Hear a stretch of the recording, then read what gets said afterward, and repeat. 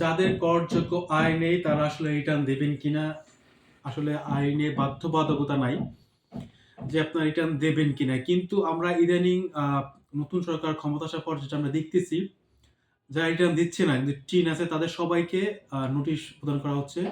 আ এই মর্মে যে আপনারা কেন রিটার্ন দিচ্ছেন না এটা ব্যাখ্যা প্রদান করেন।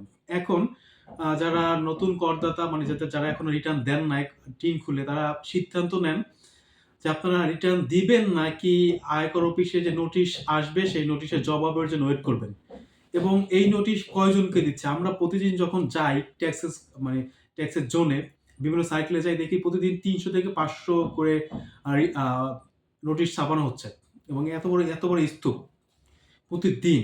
সুতরাং মোটামুটি সবাই কাভার হয়ে যাবে। হয়তো অনেকেই নোটিশ পেয়ে গেছেন। আমরা অনেক নোটিশ পাচ্ছি চিঠি যে যারা রিটার্ন দেন না তারা কেন রিটার্ন দেন নাই? কি কারণে রিটার্ন দেন নাই? এই মর্মে আপনাদের কাছে ব্যাখ্যা জানতে চাইয়া নোটিশ প্রদান করা হচ্ছে। এখন আপনারা ডিসিশন নেন যে আপনার করযোগ্য আয় নেই তারপর আপনারা রিটার্ন দেবেন কিনা। যদি আপনি রিটার্ন না দেন তাহলে আমি বলতে হবে যে সরি আয়কর অফিস শীঘ্রই আপনার জন্য একটা নোটিশ রেডি করবে এবং সেই অনুসারে আপনাকে কিন্তু জবাবদিহিতা করতে হবে আয়কর অফিসের কাছে।